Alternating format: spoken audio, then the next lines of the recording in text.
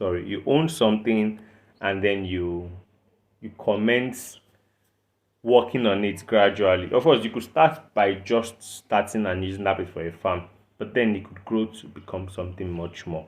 So the what I would say the youth should do is understand that there are processes to things and put those processes in retrospect and grow steadily from that point of view, right? Largely from that point of view. So, bringing that back now as well again to today's topic majorly, uh, land use in itself can start local. The youth have to understand that you start your business locally, meeting local demand. From there, you go global. And I've talked about oil palm as an example of product you could use to transcend from the local space to international space. Now, I will talk about cassava again as a product, right? So currently, right now, Nigeria is the largest producers of cassava roots crop in the whole world, like literally in the whole world, and we are producing upward of 150, is it 150 million metric tons?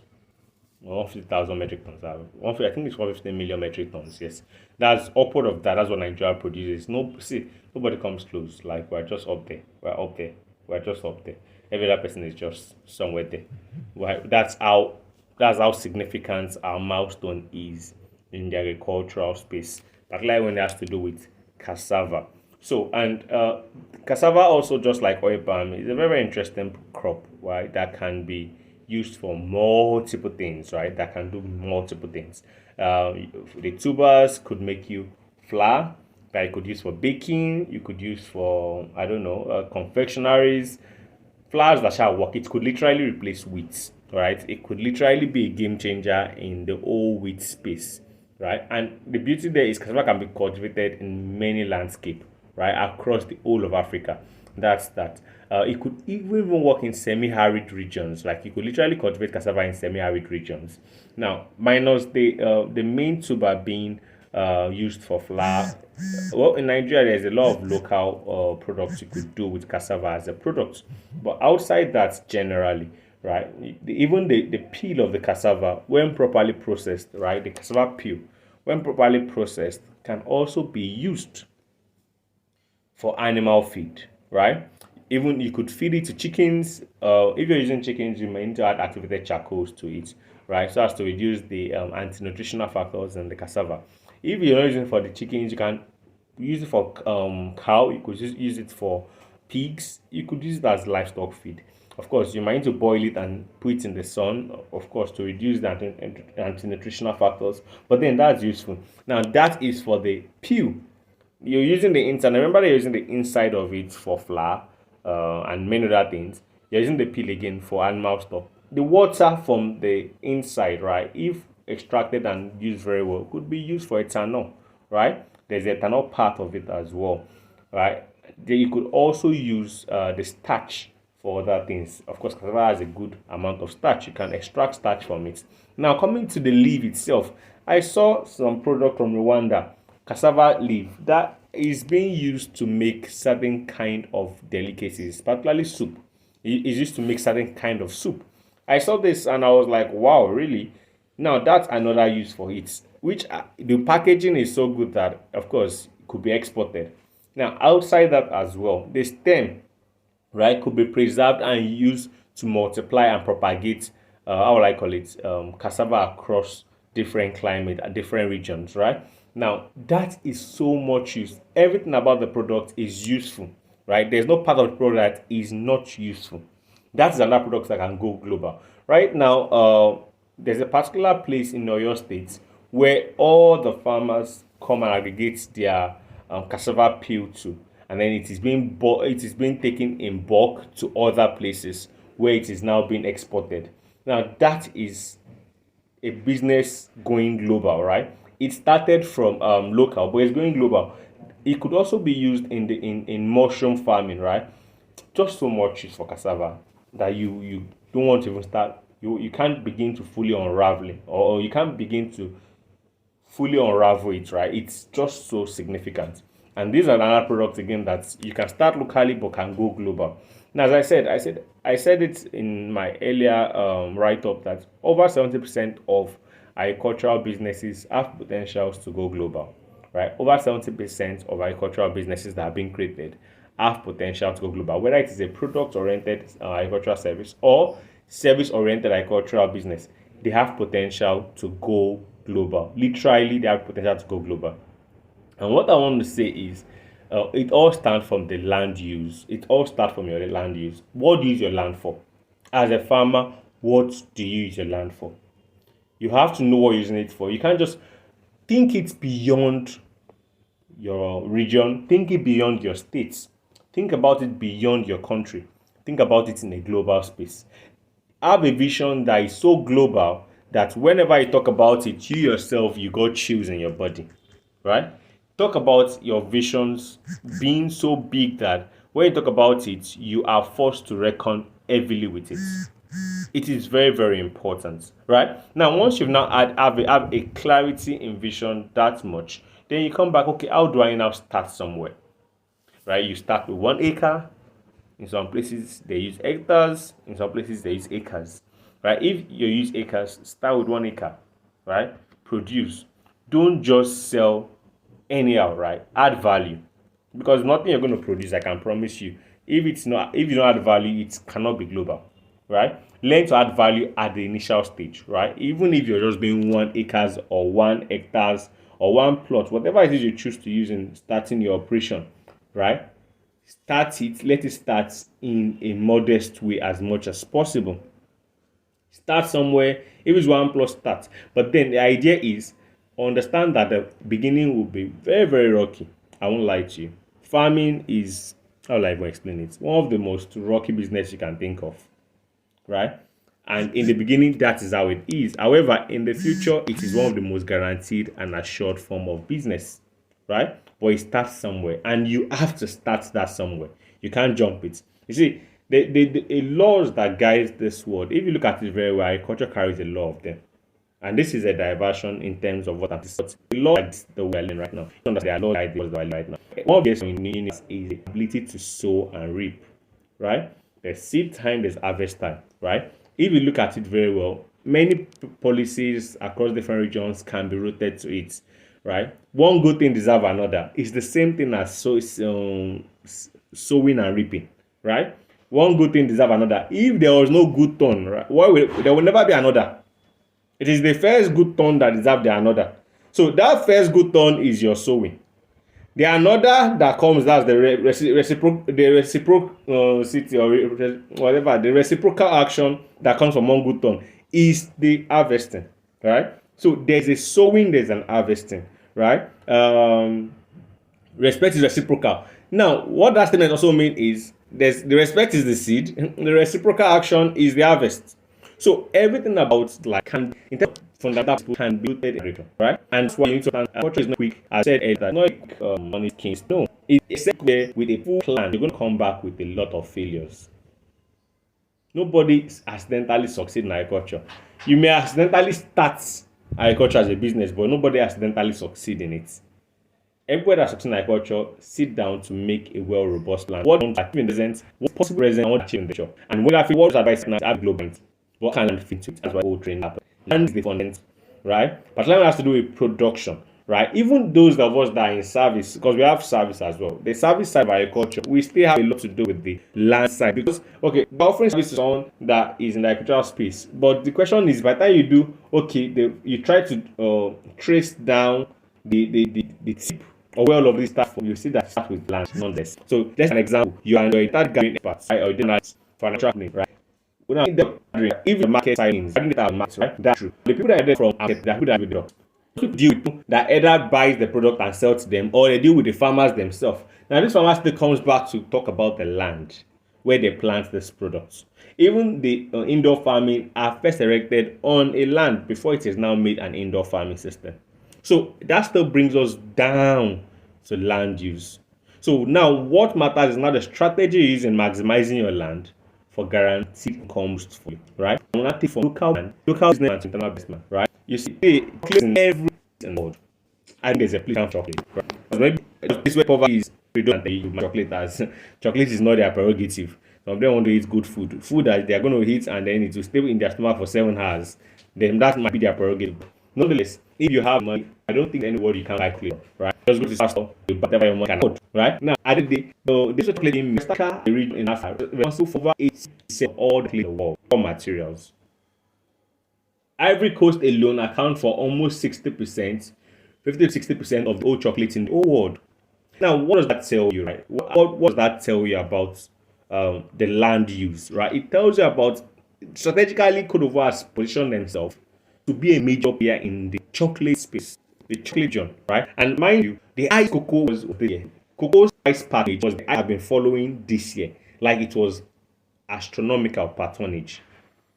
That was how costly it is. If Nigeria had positioned itself as a country earlier, this would have been the best year in reaping foreign exchange to Nigeria using cocoa as the product, right? So it's a local product but has an international relevance, and that is how land use matter to the overall scheme. So if you're a cocoa farmer, right, 5 years ago, 6 years ago, right now there's the potential that you will be looking at those level of success today. So at the end of the day, how do you make all of this work for you, right? As I said, first thing first, you want to have a plan that has to do with agricultural land. If you have a land already, beautiful. What do you plan to do with that land? Ask yourself the question: does this thing I want to do with this land, does it have valuable contribution to the future? Yes. Does it have any valuable contribution to the future? If there is not, maybe you should think about something else. This product I want to do, how far do I see it taking me on a global scale? How do I interact with the world with these products I want to do, right? Even if you're doing vegetables, will you take vegetables from your local market to the international market, right? Now, the local market is where you test if your product is relevant. International market is not for testing relevance of products, right? It is the local market is in testing the relevance of a product. You use the international market to expand and scale, not test. So your local market must first love you before international market absorb you or accept you. See, Nigerians in the diaspora alone is enough market for you. And I'm not joking. Let's not even forget the myriads of places where the African culture is permeating at the moment. Nigeria in diasporas are enough market for you. Africans in diasporas, pardon me, are enough market for you. And I'm not joking. I literally mean to beat I mean that because we have similar products.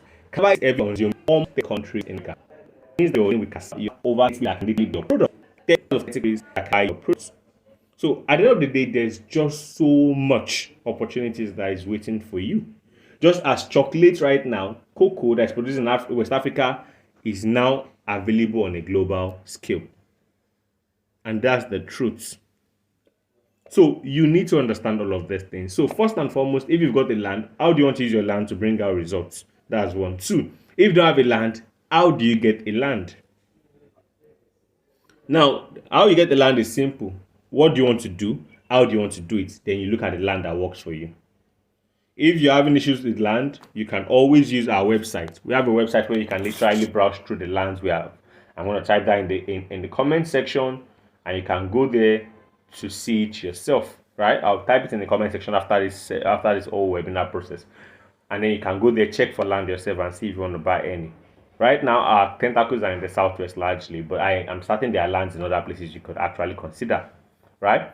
Outside all of that, if you've got land already, beautiful. What is your roadmap? A business plan is very important. You have to create a business plan. What is your business plan? What is your visibility plan?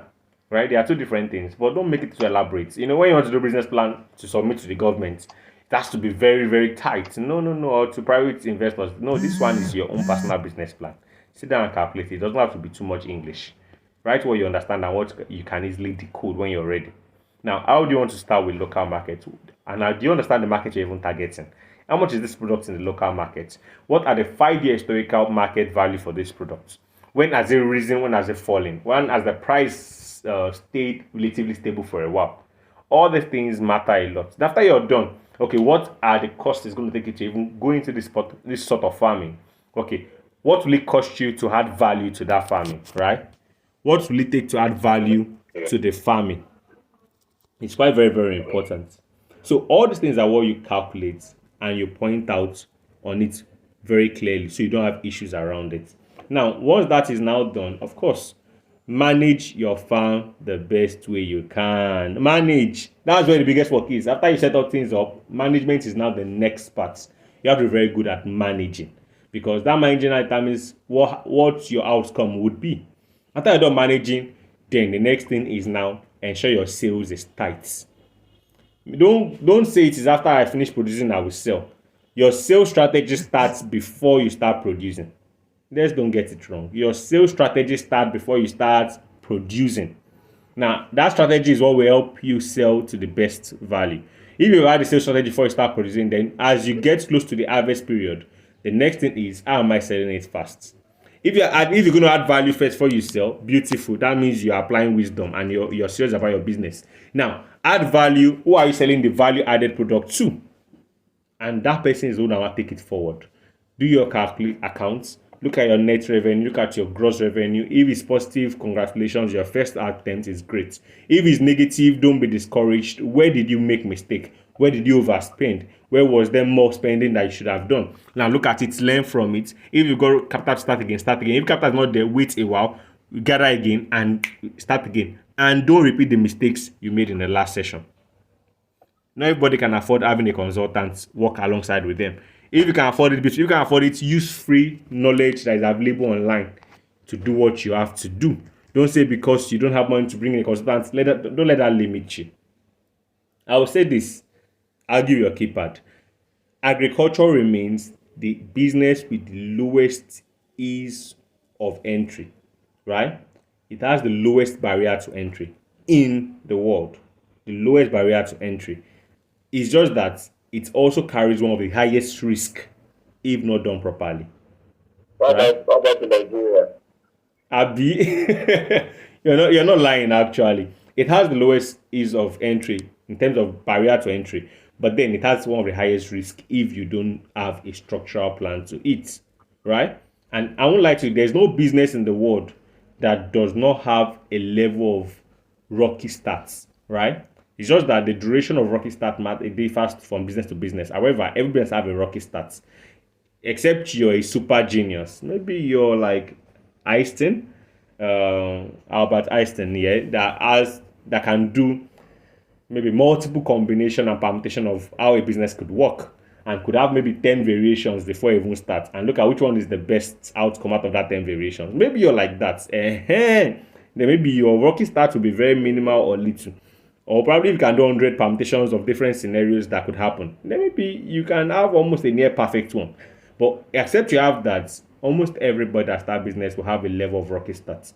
So don't be discouraged because your first product did not go as planned. However, improve, revise, and get better.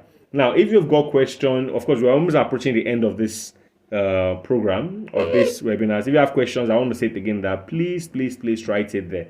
Write it there so much so that we can see what your question is. Thank you, Arome, for the support. I see you clapping for us. Like, what will I do without you? You're always there clapping for me at every point in time. Thank you so much. Right? And then I can see Gracie as well.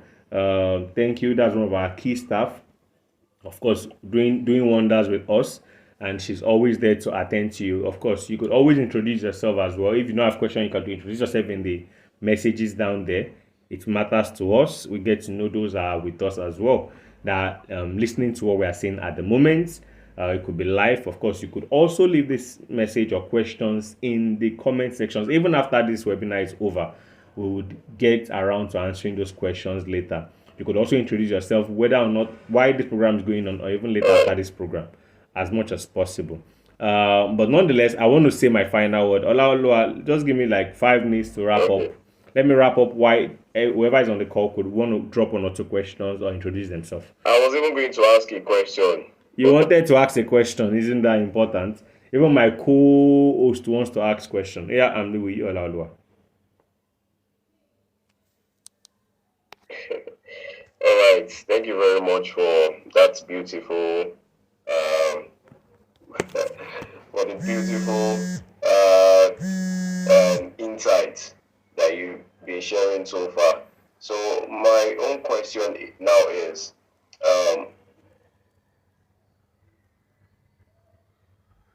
would get, or those whom you would be supplying to, you being a producer now, for instance, because you mentioned that in as much as you,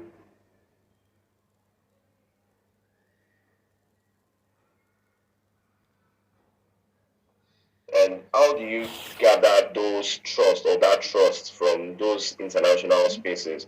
Now you mentioned exporting cocoa, exporting cassava and the likes. So how do you gain the trust of the outside? How would I put them now? The people that would be like Your buyers, your how do you customers. gain their How do trust? you gain their trust? Thank you I hope so you much. understand. Yes, I do. I do. Yes. Would that be all? Can I answer the question, or you want to add one more to it or so? Okay, I can answer that one. Mm, okay. All right. So another. I hope you permit me to ask you these Well, questions. please ask, All ask, right. ask. I also want you to be well knowledgeable. Okay. And this is also for the good of every other person who is also part of this. I'm trying to look at your questions, but I'm not seeing any in the comment section. But please, if you have any question, kindly do well to type them in or ask as if we proceed. It will be done shortly, but my questions are just in the bid to also make other people know, understand this, the topic and also the details of this webinar very well. And trying to look at my notes here because I was jotting a few things down as you were.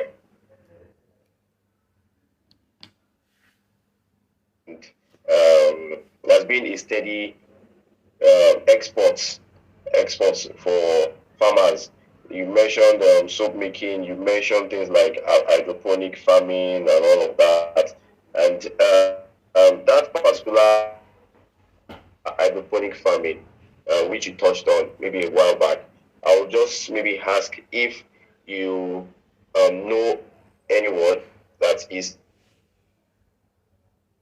else to get into those because there are quite a number of farming types that we have that people are not so conversant with, or probably maybe they are aware of.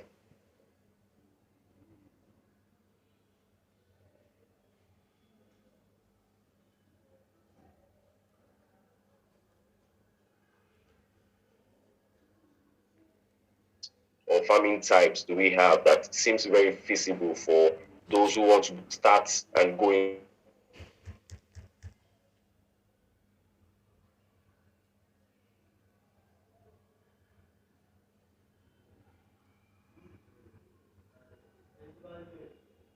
Okay, I think the network is messing with Mr. Question, sir. Um, yes, yes. I think I couldn't hear everything you said, as the network was a bit glitchy at the end. But I'll answer your first question before I now move to the next one. Okay, I think one person introduced himself. He Wow. says Jason Bori Olusonya, and I'm an agricultural student. Thank you so much for joining us, Mr. Jason Bori Olusonya. Yes, thank you so much for joining us. I think going back to Olaoluwa's question. Hello, sir. Are you there? Yes, I am, and I'm speaking and I'm hearing you, but your network is a bit wonderful. All right, but Okay. All right. I'm trying to I think there's a answer. little bit of delay in what you've been saying. Yes, yes, I'm trying to answer your question. I didn't hear everything, but the part I had, I'm just going to answer those parts, and then we can move on from there. The first one is, how do you get your international market? How do you get them to trust you? Now, that's a very important thing. Yes. But I will answer it, but I would also want to implore that Biko, understand that your focus should first be on local markets, right? Until local markets has a handle of what you're doing, international market can be very tricky, right? One, international markets trade requires a good money, right? It requires you have substantial money. Don't mistake such amount of money as in billion, billion naira. No, but all in million naira. 20 million, 10 million, 10 million, 100. Depends on the product and quantity you talk about. So, of course. So, as I said, while I'm going to answer your questions, of course, always focus first on the local. Then from the local, you can now do international. So now do you get international market? Now, every product have a niche, right? Every product have a niche, both locally and internationally, right? The one of the easiest way to get international access is by joining their cooperative. That's the niche. For example, we have the Incan, right? National Cashew Association of Nigeria. They are under ACA. All the Incan guys are under ACA. Alliance, Cashew Alliance or African Cashew Alliance, yes.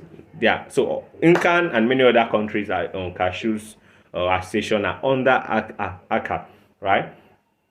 Joining them exposes your access to cashew market, and it doesn't. You don't join them for free. It's with money. You join them with money, right? Money. Money moves the world around. You join them with money. So, and by joining them, you get access to private conversations that open you to the market, to clients. That is one. Two, you can also try and join various groups and associations of cashew sellers and buyers across the globe, right? There are some on Facebook, there are some on, I don't know if they are LinkedIn, but I know there are some on Facebook. And then there are always those on Twitter that is just always coming out to post what they want to buy from the world. You can always leverage them as well. All right. Outside that as well, the best way to have sure clients is to be a good student in the trade you're doing, right? Don't just say you're a cash farmer and be isolated. Whether you're in an association or not, don't be isolated. Network with other cashew farmers, whether or not you're in an association. Always be a friend of an aggregator, right? Who is an aggregator? Aggregator is someone that actually buys cashews from the local market, from the farmers, and gather them together, make sure that they meet the standard requirement of export and export them. Be a good friend of them. You see them anywhere, be their friend. Don't be their enemy. Even though you want to transcend them in the future, in the present, be their friend. It matters a lot. So that when the time is right for you to transcend them, you have network, right? Network matters. You see, I talk about apprenticeship. Maybe another day. I won't talk about it today. Apprenticeship in agriculture is just as important as you even being your boss, right? For example, what you're learning right now, being here with us right now, is a prerequisite to the future you will likely have. It matters to your future a lot what you're learning at the moment. So that same way, physically, you learn it as a cashew farmer by getting close to other cashew stakeholders. So that's how you get clients. No extra attach. There are other word directories like ACA. You can even join ACA personally as an individual. You don't even need to be in Inca to join ACA. Because if you're in Inca, it could be a long story. You can literally personally join ACA if you've got the money, right? And therefore, you have personal access. Another crazy thing you could do, right? Expensively crazy, is that apply for cashew summit. There's always an annual, sometimes annual biannual cashew programs across the globe. They could do one in Cote d'Ivoire, do the next one in Senegal, do the next one in Tanzania, do another in South Africa. Gather your savings, apply for that program or conferences, and then you will get tired of prospects. You're going to meet so many people that you can do business with. So that's if you want to be crazy enough, or like you want to be crazy enough. But if you don't want to be crazy enough, follow the cheap method I've said earlier, which involve you joining Incan or joining being a friend and aggregator, stuff like that. That's a cheap way. Now, how do you now ensure that you build trust with these people or allow the audio guarantee their purchase from you? Certification, I won't shout it enough. There's Futux X, right? So that all of my teachers that in one of my programs came from Futux X, FUTUX, Futux.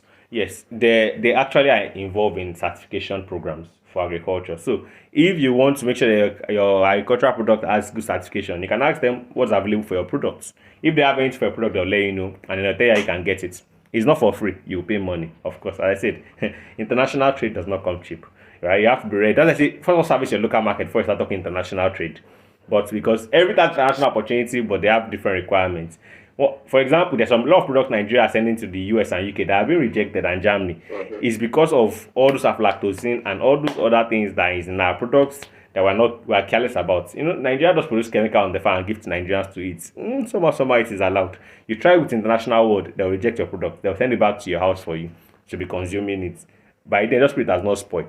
So that is the part that is there. I'm sorry I'm taking this thing more of a joke, but it's very important that I jokingly pass the message across, because it's very, very important. So if you want to build trust, get certification for your products. It's very important. Also check the contents, the chemical content of your products, right? Ensure that it meets the right moisture expectations for that product.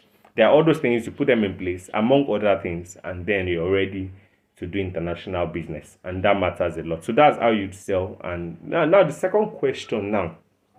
The types of farmland can be accessible. I think that's what I had when you're talking about hydroponics, aquaponics, and all the ponics. All this type of farming. All right. Yes. Those farming, I'm with you.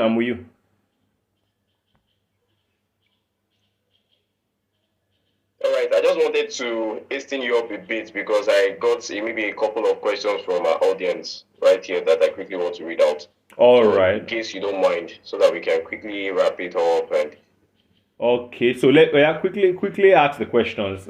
I think I can touch down your own with other questions. But what are the questions? Because it's already 1 hour. okay. All right. Yes. Okay, so in the comment section, there's a question from a Mr. Ojo Emmanuel. All So right. he says that, good afternoon, sir. All right. Thank you for an enlightening session.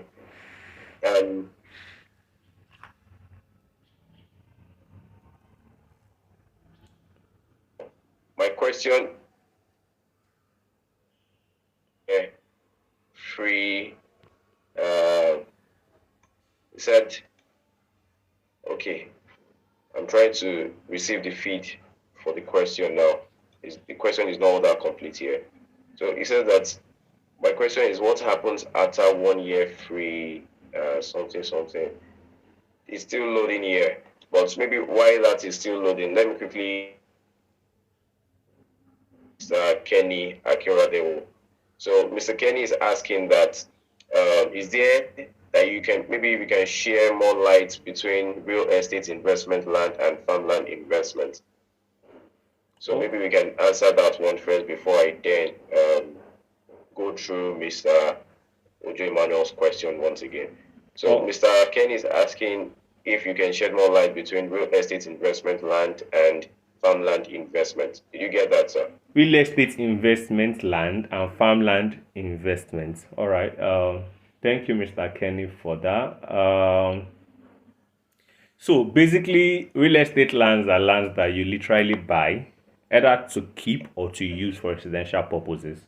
Real estate in itself is a concept that comes from strategically buying land for specific purposes and giving them an infrastructural framework, right, that can ensure that many amenities are presented within that system. So if you say with real estate, whenever I say, I stay in this estate, like I stay in Spring Estate. Now, if you notice that place, there's an infrastructural plan for those places. Largely could be residential, it could be hybrid residential and commercial, it could just strictly be commercial. Like in Nigeria, there's a place we call Makun City, there's a commercial side of it. So in that estate, the structure there is built to house commercial businesses and factories, right? So those systems are naturally there. There's not much you could do around it. They've built everything around it to favor commercial systems. So if you carry house and go and build it and be living, whatever conditions you meet that might not work for you, you can't fault it. And the value of those lands are priced based on the structures and plans they've put in place.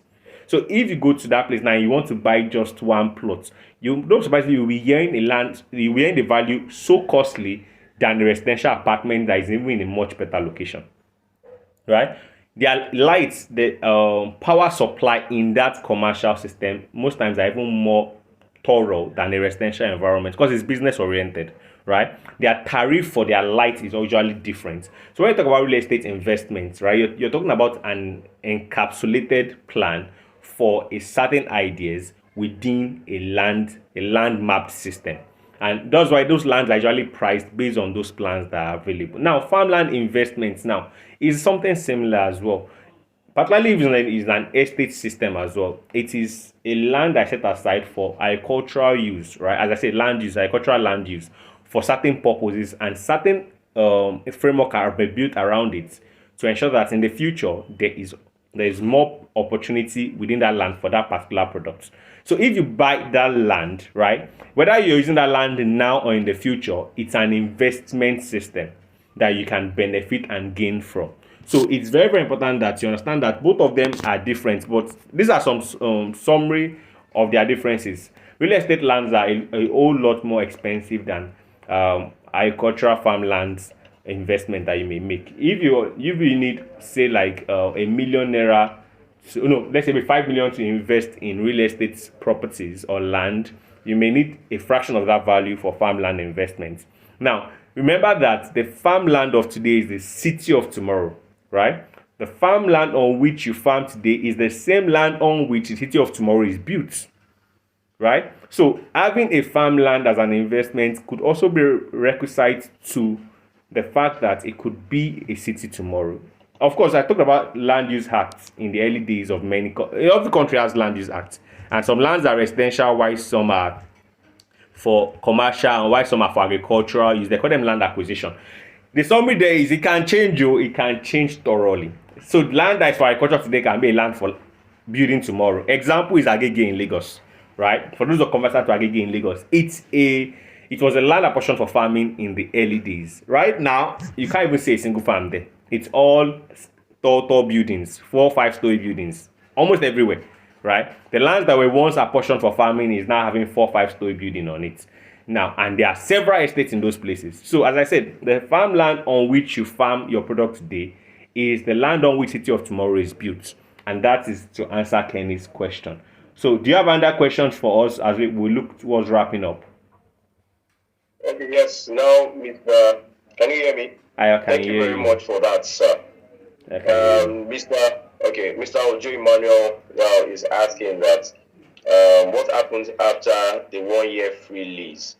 I mean, are we to pay for the land if we are willing to continue, or we apply for the land again? So Okay, I'm not sure now, if maybe that was part of the discussion. I think the summary there is someone will reach out to them about that subsequently. However, if you're receiving a free farmland lease from us as a company, right, there's always opportunity for renewal of that land to keep using it. Okay. And eventually, if you've exhausted the renewal status, of course, an opportunity will be given to purchase the land. If that land is available for purchase, there are some lands that are available for lease to purchase system agreement. There are some of our lease land that have lease to purchase agreement, and there are some that don't have it. If the one you are on don't have it, of course, you would have to purchase land, but we'll make that available for you. Would always help your transition to ensure that it is easy generally. But I can assume that, of course, one of our staff is going to be following up with you on that to ensure that you're able to have proper information on that. Is that okay? So I think let me quickly wrap up your own question, right? Then there are different kind of farming: aquaponics, hydroponics, and the rest of them.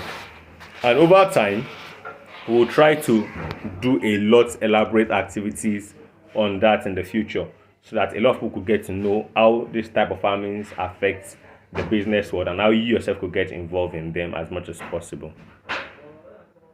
So I think that's all from my side. I think Olaoluwa is currently not on the call anymore, as I think network had putted him out. But in the meantime, I would just try and appreciate everybody that come. There's just so much love, so much time that so much people have put into this time with us to have this conversation together. I really want to appreciate everyone for that. It's a 4 day session. We're using these 4 days to build businesses to become who they ought to be, right? We are using the next 4 days to do all of this. So what I would say is tomorrow as well, we'll be having core session tomorrow. Of course, we'll be having it on LinkedIn as well.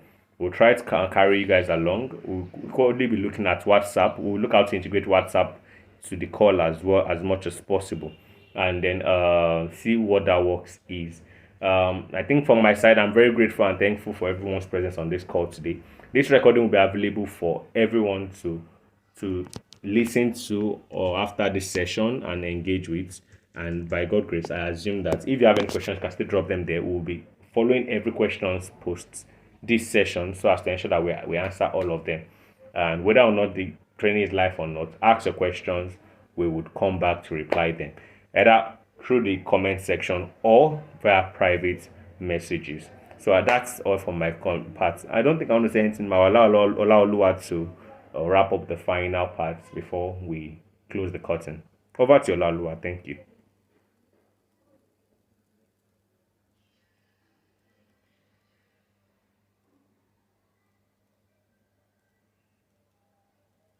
Are you there, Olaoluwa?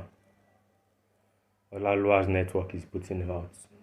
I think maybe I should just as well wrap up the whole session. Thank you, everyone. I'll be ending the stream now. See you guys tomorrow.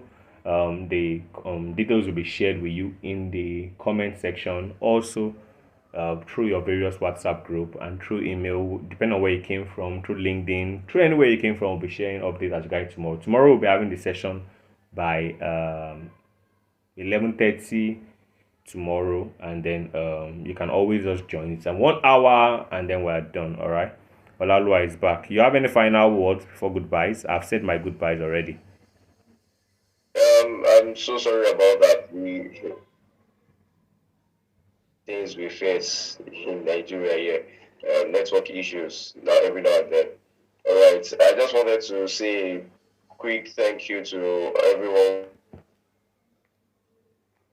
Just mention a few names on the comment section. I can see Mr. Luad Bingaidu, Mr. Kende, be part of this. Thank you very much, Mr. Emmanuel, Mr. Olusoya. Thank you very much for today, Mr. Luad Tobilogba Oladapo and Mr. Deluba Lainka. I can also see Miss Gracie. Thank you very much, and it was so wonderful having to do this with you today. Thank you to Mr. Niyi. I call him an astute leader. He might not want to accept that maybe sometimes, but I very much believe that everyone who was part of this webinar today received a lot of impact in terms of knowledge from the agricultural space, and that's who he is. Here in Dofma, we have experts and leaders such as Mr. Lee himself, who have been there for quite a number of years, and they can provide you with such insight. Thank you very much once again. And like he mentioned, this webinar will be quite subsequent days, at least for the next 4 days or thereabouts, just to maybe give you more knowledge and just maybe add a little more to what you might be aware or what you are not particularly conscious of in the agricultural space. And I believe that today was a template, at least a pace setter towards what you'll be expecting in the oncoming webinars. Thank you very much. Have a wonderful and great day ahead. We'll be expecting you once again tomorrow. Bye. And once again, thank you, Mr. Lee. Bye. Thank you, Olalua, for the moderations. Thank you, everyone. Bye.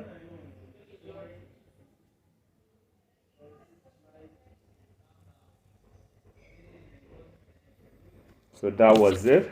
We've ended our stream. Thanks so much, Olalua.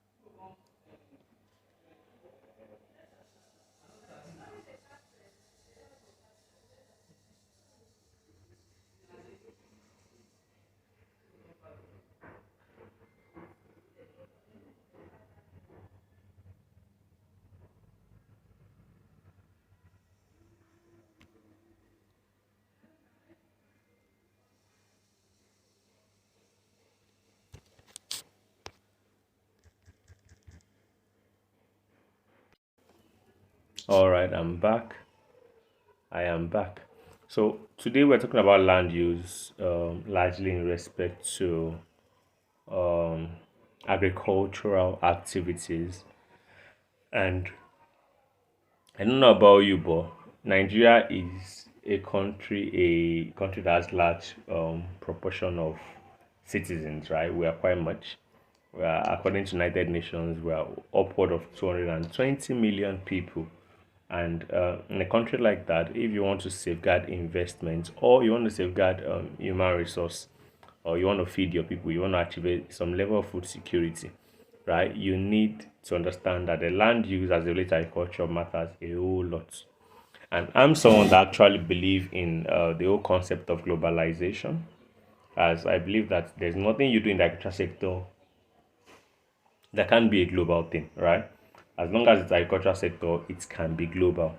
So at the end of the day, how do you now leverage the land use agriculturally to build a business that could solve local problems and, if possible, even global problems, right? I'll use some products, some crop as a yardstick to help everybody understand what I'm trying to explain.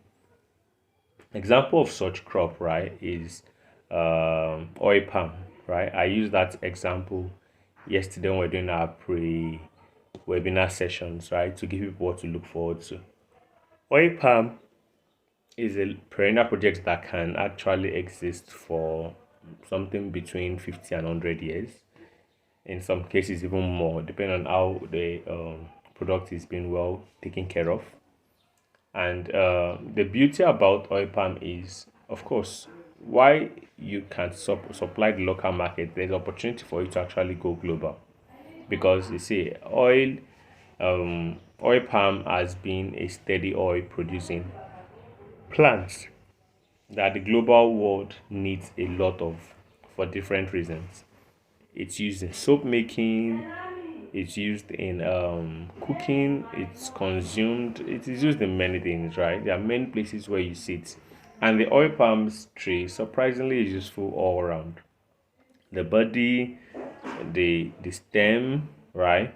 Or the trunk, whatever the case is, the leaf itself, of course, every part of the oil palm tree is just useful and can be exported for arts and fashion, everything in between. For furnitures, it can be useful all around. So the idea is when you have a farm like the oil palm farm, there is high tendencies for you to go global with it. So when you now talk about on agricultural land use as it relates to farming oil palm, right? Then you have a good understanding that this can actually change a whole lot for you, right? It means that this particular product can open significant door of local business and international business for you as an individual, and you would not want to joke with it.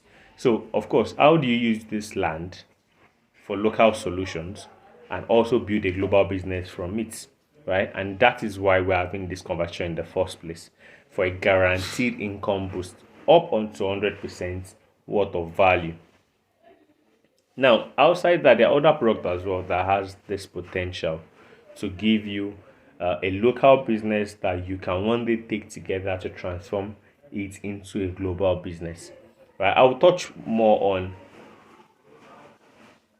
various products that actually you could consider as side oil palm.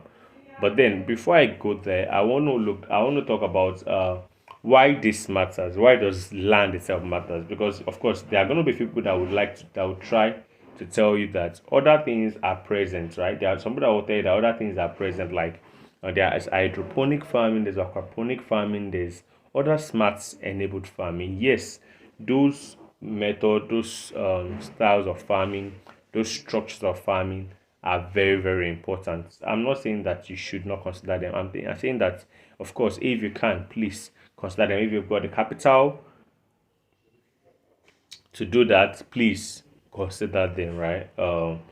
Put them in retrospect. If you've got the capital to push this forward, consider them in retrospect. It matters a lot. Now, it adds to the food security, particularly if well developed, can be very, very instrumental in how the future works. Right, the present, of course, land is very paramount and important in the present, but of course, we expect that in the future there will be more of indoor farming, right? Particularly for vegetables and some fruits that does not have a lot of structure or framework. So fruits that as I think cucumber right now, right, does not require so much heavy framework. So of course, it will work perfectly well in indoor farming. There are even cases where things like plantains and banana have been tried in an indoor system. Yes, Why I don't disregard and commonize the importance and value of indoor farming. I'm saying that at the moment, outdoor farming, which now talks about the agricultural farmland use, right, matter a lot to at least food security in sub-Saharan Africa, even globally largely. Ukraine and Russia are the largest wheat producers. They didn't produce this wheat from indoor farming. They produced it from outdoor farming, right? Now look at every major commodity. Okay, Brazil is the biggest producer of sugarcane in the world, right? They didn't produce it in an indoor farming system. They produced it in an outdoor farming system, right? So of course, largely, understand how to use your agricultural land efficiently has a long way to go in meeting food security endeavors and projections largely. So for us, right, why does it matter? It matters because uh, if you don't use your land the best way possible, it's going to become issues for all of us, not just for you, but for us all. Nigeria over the past 1 year had experienced deprivating levels of food insecurity, right? We've seen food inflation reaching as high as 40%, 42% in some place, even as high as 47 in one of the states in Nigeria, particularly Kogi State at some point. Now, it means that more than half of the money that people are earning is going to food consumption. Some people are not even earning enough to even say there isn't half there. Some of them are even earning a value that they're spending everything on food. Because one thing that is there is you shall must eat. You just have to eat one way or another. You can't go hungry for too long. You can't go hungry for 2, 3 days. You can't go hungry for 5 days. You just have to eat somehow. And the food is skyrocketing, right? Of course, this lack of food is also going to promote malnutrition, poor diet, and amongst other things. So, food is something that you don't joke with. Now, Nigeria has tasted what it feels like not to have a good food reserve, right? It showed last year. We saw it play out last year, even to this year, even up until this moment. It's not yet great, right? Everybody's expecting that over time it will get better, but it has not gotten just better yet, right? And so at the end of the day, what you would be looking at is if a good land is put into great use, right, the profitability margin on that land could not just bring wealth to the owner of the farm, but could also bring relief to the members of the population or the citizens of the country. So a good land use matter because it's just the fundamentals to take away hunger, take away pain, take away many things, right? An hungry man is a frustrated man. I believe Olaola will agree with me that someone that is hungry is heavily frustrated, and if he's frustrated, he will get to have cranky emotions, and before you know, there will be so much happening around. So I think that's that basically about why that matters. Before we go too far, I would like to drag Olaola into this conversation by trying to paint out what the expectations are for the young minds, because of course the young minds typically have their own mind about how business should work and why they do business, and we are preaching agriculture as a good business, right? I want to give you everything you need to know about it to succeed. So I would like to push it to Olaoluwa and ask the youth of these days, right, how do they view ownership of farmland? One, that's one. Two, how do they equally think about their future in terms of business, right? So we can understand how to incorporate those thoughts into what we're trying to say, because the older generation understand very well what I'm trying to say, but we need to understand what the youth, how the youth think. And when I mean youth, I mean under 30, because you see there's a great how do I call it, concept about once you're 30 there's something that you have to do and not do, right? So that's why I'm asking this question. So I want you Olalua to help us shed light to what the expectations of the youth are when it has to do with owning of land or any land whatsoever, and what is the thought of the youth in terms of business, particularly before the age of 30. All right, so over to you Olalua. I understand there is a bit of lags, but let's hear your parts. All right. Uh, can you hear me? If we can Yes, hear I me, can just hear you. I let me think the know. lag is better now. I can hear you. You can hear me. Yes, I can. I can. All right. All right. Okay, yeah, you have what the expectation of youths are towards making money or being wealthy before the age of 30. And let me use myself as a case study though, because see that I'm in that same space and generation. I mean, those who are below 30. And one particular thing, there are many factors that can result into being anxious or having this anxiety, money, or trying to build wealth so fast or so quick before you arrive at that particular age. And the first thing I would mention is the rapid evolution of technology and a rise of entrepreneurship.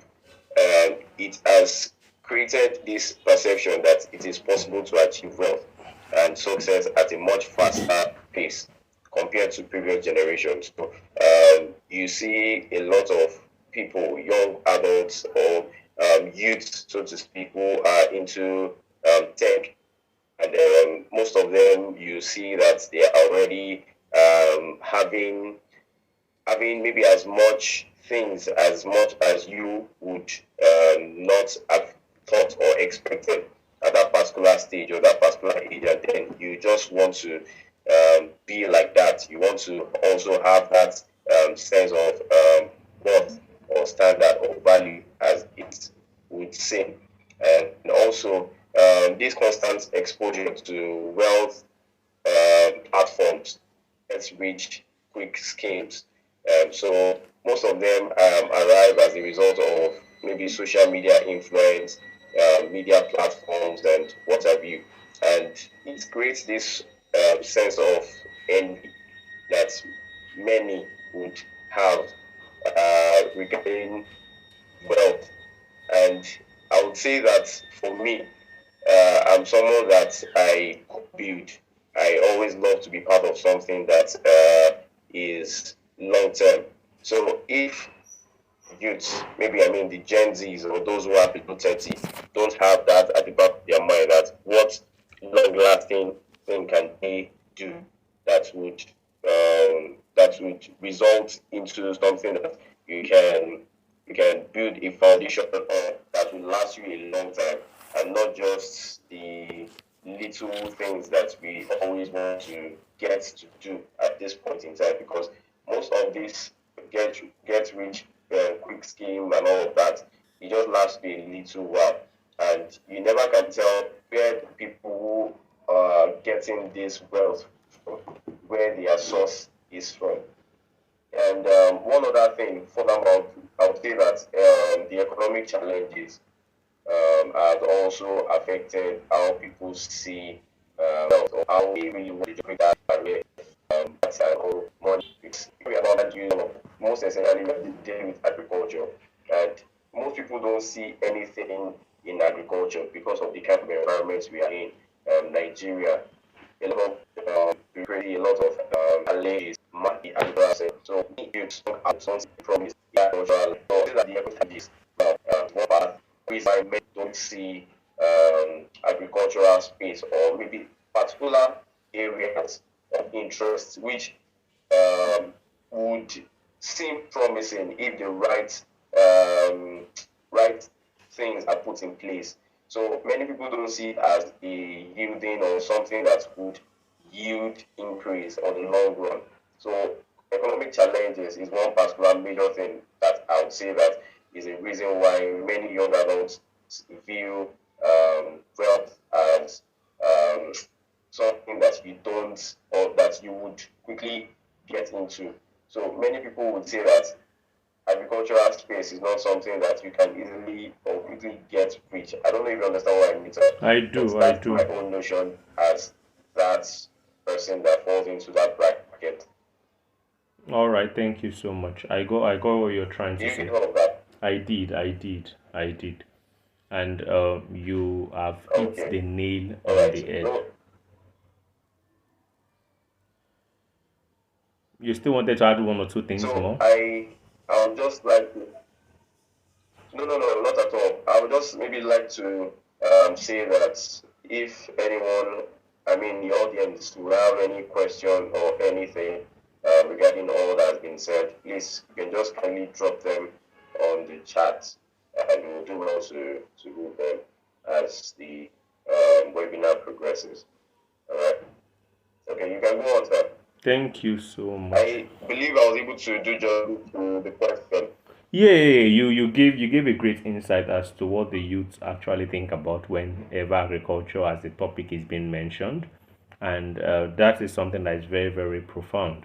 Of course, I won't lie. I'm on the other spectrum of the whole um, 30 milestone, right? I'm on the other part of the spectrum, right? And I'm the part where, well, you just have to accept your fate, right? You are at the junction of that age. When you get to that junction, you have to pass it. So when we got there, we were fine, and when we passed it, we were fine. Like, we understood, although it was clear that there's a lot that you could do before you're 30, right? And there's so much more you could still do when you're past 30, right? And what matter is your Yeah. vision, right?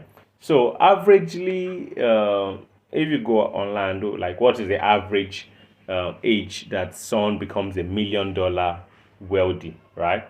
You see something around 13, 37, and 40 years of age is the average time it takes the average human to become $1 million net worth individual. Now, at that point, right, the person is already climbing ladder, and then it is the estimated time to become $1 billion person is around between 55 and 60 years of age. That's the average age you become a $1 billion personality. So, of course, when you look at that, you understand that there's just so much you could still do post 30, right? Pre 30, post 30, everything. I would just, what I would say on a summary is the youth should have to build values, right? Build a value system that helps a lot. But then bring that topic back, or bring in those your understanding of those um, youthful mindsets to what we are saying today. So I think it's very important that the youth understand that owning a land is not the ultimate, right? But it's the first step. Like, I don't know what you want to build tomorrow. You want to build a factory, an industry,